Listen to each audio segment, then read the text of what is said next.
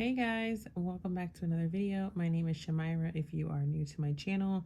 In this video, I'm going to be doing another what it's like in real life as a medical coder, where you will actually get to see a operative note of a cesarean delivery, and we're going to go through ICD-10 and the CPT book. So let's go ahead and jump right in. This here says a cesarean delivery only. Our indications says the patient was admitted to the hospital with a brief history of vaginal bleeding. She was found to have moderate amount of vaginal bleeding in triage with concern for placenta abruption. She has a history of cesarean delivery. The patient now presents for repeat cesarean delivery with bilateral salpingectomy after discussing the therapeutic alternatives.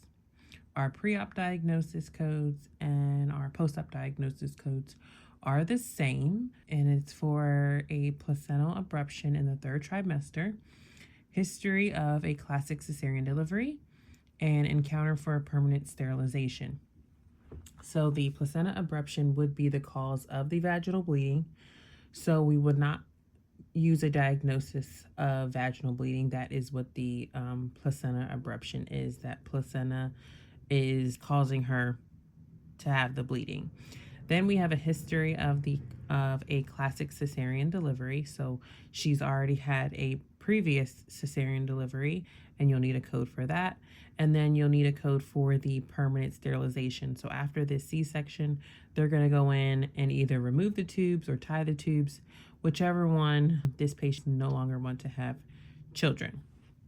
So those are our diagnosis codes, and we will go in our ICD-10 book once we're done reading these procedure details. Sometimes you might get even more diagnosis codes in the actual body of the note that you can add on to the post-op diagnosis codes or switch out some of the codes, but we'll see what we find here. Procedure details. Patient was moved to the operating room and spinal anesthesia was administered by the anesthesia team. She was prepped and draped following sterile technique, and anesthesia was found to be adequate. Full timeout was taken at this time. A fan and steel incision was made, and subcutaneous tissue was taken down to the level of the fascia with the scalpel. Fascia was superficially scored and extended bilaterally with Mayo scissors. The fascia was dissected from the rectus muscle with sharp and blunt dissection. The peritoneum was bluntly entered and extended bilaterally with traction, tight adhesive band. The peritoneum was taken down with the bovie to increase space. Lower uterine segment was visualized and bladder blade was placed. Lower uterine segment was superficially scored and bluntly entered with the surgeon's finger. Hysterotomy was expanded with traction in the cephalocaudal direction. I think that's how you say it. Surgeon hand was placed into the hysterotomy site and fetal head was brought to the hysterotomy. So now they're finally pulling that baby out. Neonate was easily delivered with fundal pressure. Umbilical cord was doubly clamped and cut after 30 seconds, and cord blood was obtained. Placenta was manually removed and the uterus was externalized. Hysterotomy was closed with 0 vicryl and a running locking stitch. Attention was then turned to the right fallopian tube, which was transected, starting at the fimbria and ligated at the carnua. The fallopian tube was removed in a similar fashion. Good hemostasis was noted. Uterus was internalized and arista was placed at the hysterotomy site. Fascia was closed with 0 vicryl and a running stitch. Subcutaneous tissue was closed. So now they're pretty much closing this patient up layer by layer. So they started with the fascia, then the subcutaneous, and now they're at the skin layer. Skin was closed with the 4-0 monocrol in a subcutaneous stitch. And then looks like they use Silverlawn dressing was applied and all counts were correct.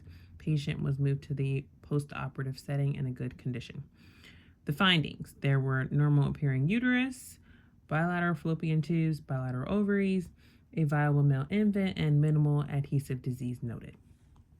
So let's see here. We got through that cesarean section, and what helped me in the beginning when I first became a surgical coder, because I did start out as an evaluation and management only coder, so I only did E&Ms.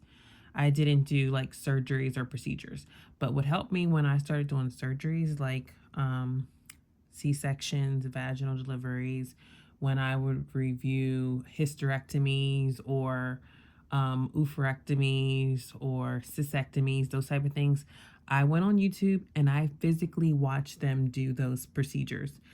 It helps when you're reading something to have a visual of what's going on. So as I was reading through this entire op note, I had each picture in my head of what was going on. So as I'm reading it, it all makes sense to me because I know every single layer that they're going through. I know what it looks like when they put the bladder blade in. It looks like this weird little, it's kind of in the shape of a taco, and it's like this metal rod material that they put in to keep the bladder out of the way as they're getting ready to pull the baby out.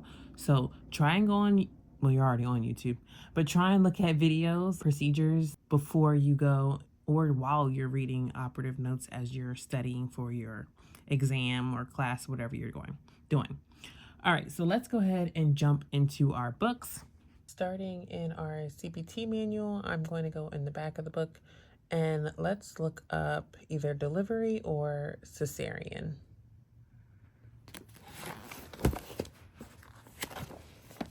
Okay, so here we are at delivery, and you see it says C, cesarean delivery or vaginal delivery. So let's go over to our C's to look for cesarean.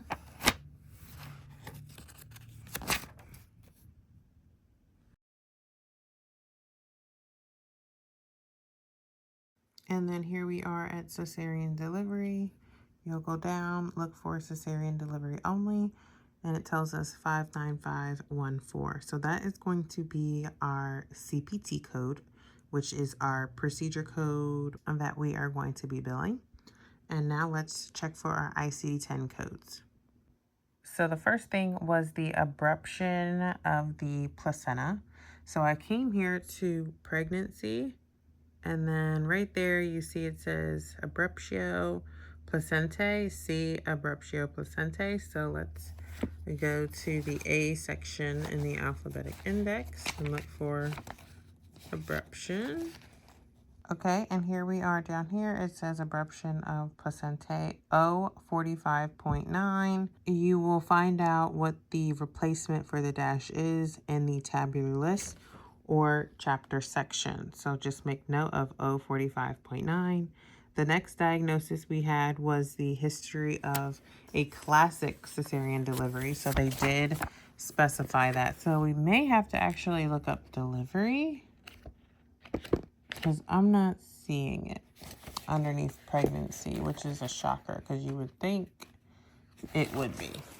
All right, so here we are at delivery, and let's look previous. There we go. So here we are at delivery, and then underneath cesarean, you'll go down to previous cesarean delivery.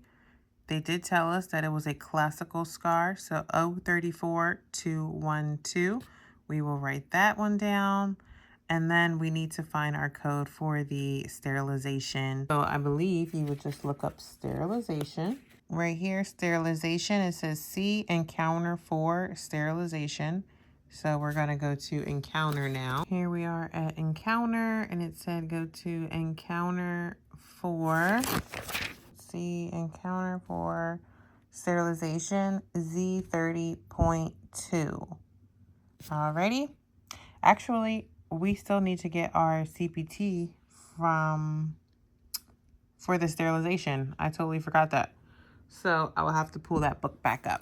But let's flip to our O codes. Our first one we were looking at was for the placenta abruption. So let's look up O45.9. That was our first code.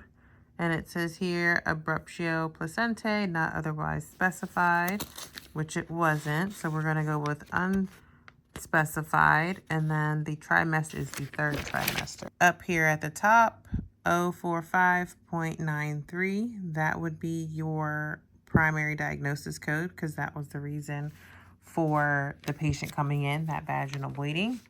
Then we had O34212 for the history of cesarean scar, the classic scar. And that is right over here, O342 then it tells you that you need to look for the 6th digit. And just so you know what I'm talking about, right here is where it tells you that this needs to have a 5th digit, and then when you see the 5th digit, it now tells you need to have a 6th digit. So you just keep going, and then once you no longer see any more numbers, you know that that is the full code. So maternal care for vertical scar from previous cesarean delivery, and right here is where they tell you that is the classical scar. What they didn't say in the note was how many weeks the patient was. So I actually have a little tab here for this page exactly. And here are the weeks of gestation. So depending on how many weeks the patient was, you do want to have that. And then the outcome of the delivery, you also want to have that. So was this baby live born or stillborn? And then our encounter for sterilization was Z30.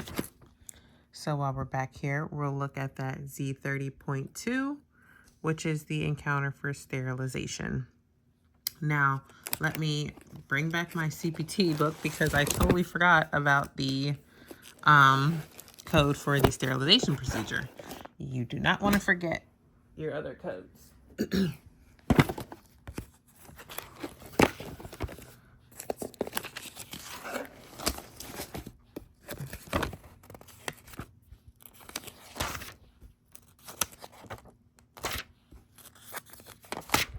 So let's look for sterilization.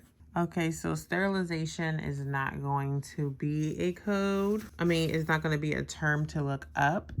Let's see, what would be another one? Maybe fallopian tubes. So let's go to fallopian tubes.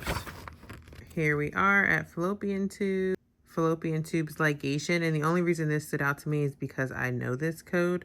But for somebody that, you know, would be their first time, I guess you would just kind of have to assume that the ligation is the same thing as the sterilization. So let's go ahead over to 58611 and let's see what that code reads.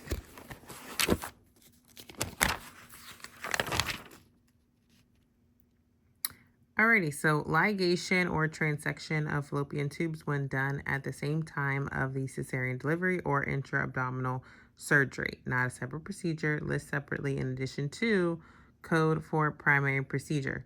So because this is an add-on code, you would not bill this by itself. You would always use it with a primary procedure code. And for this example, the primary procedure code would be the 59514 that we are billing for the C-section. And then this would be the add-on code to it, the 58611.